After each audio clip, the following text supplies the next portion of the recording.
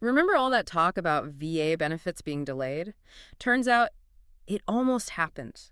Like, we were this close to a major crisis for millions of veterans. Yeah, it was a close one for sure. The short version is the VA needed a lot more money than expected. We're talking a whopping $3 billion emergency bill from Congress just to keep things running. Right. Our source, that article from Military Times, they called it a lifeline. Which is pretty intense when you think about it. Clearly not just, like, a minor budget hiccup. Not at all. This is about healthcare, disability payments, education for veterans, the really important stuff. Absolutely. The stuff that impacts their lives every day. Exactly. So to get why this happened, we have to look at the numbers and the politics at play. Luckily, you're here to break it all down for us. So, $3 billion. What's the main reason behind this massive funding gap? Well, it's actually kind of a perfect storm of factors, right? You've got record numbers of veterans being approved for benefits, more veterans using VA medical services than ever before. And then on top of all that, you have the PACT Act. Right, the PACT Act, which, for anyone who needs a refresher, that's that landmark legislation expanding health care for veterans who are exposed to toxic substances during their service. Exactly. Things like burn pits, Agent Orange. Things that, unfortunately, we're still seeing the effects of today. Exactly. And the thing about the PACT Act is its implementation. It's moving faster than initially planned, which has significantly impacted the funding needs. Makes sense. The faster they implement it, the more veterans they can reach, but also more resources required. Exactly. And we're talking about a lot of veterans here.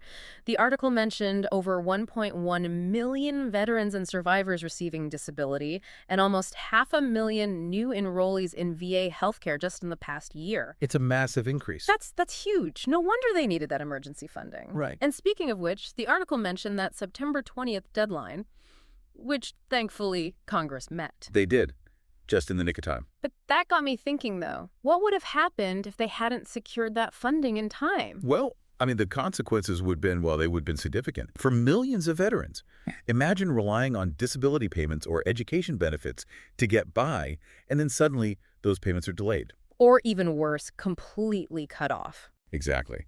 And the article, it highlighted that it wouldn't just be a hypothetical concern for some either. About 2% of veterans, often the most vulnerable ones, could face weeks-long delays in receiving those crucial benefits. Weeks. Weeks. Wow. And even a short delay like that can be devastating for those who are already struggling, Absolutely. It's not just an inconvenience, it's people's lives. Yeah, exactly.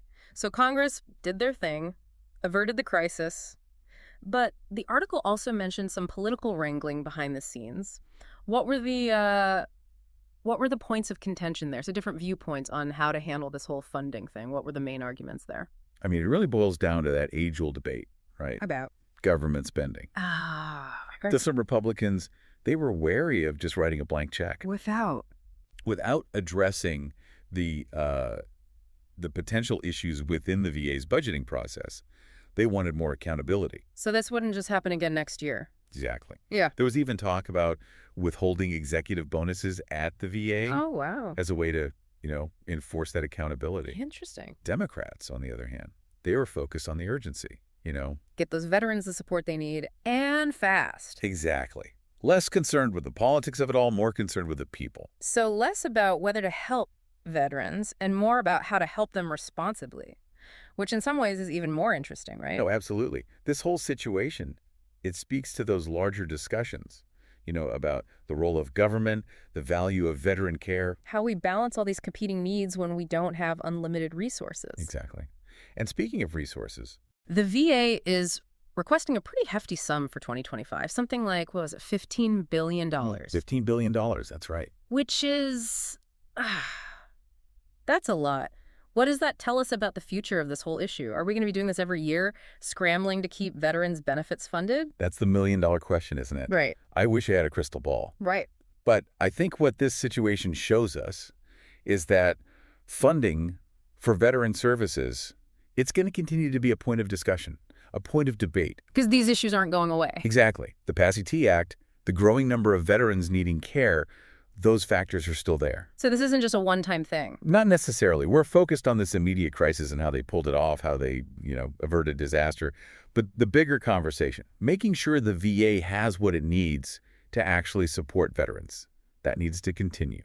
And that's where our listeners come in, right? 100%. What can we do beyond just understanding the issue? It's easy to feel overwhelmed by these big political things, you know? No, yeah. Like, what can I, one person, actually do? We don't want to leave people feeling like that. So, what are some practical steps our listeners can take to be a part of this conversation, to hopefully drive some change?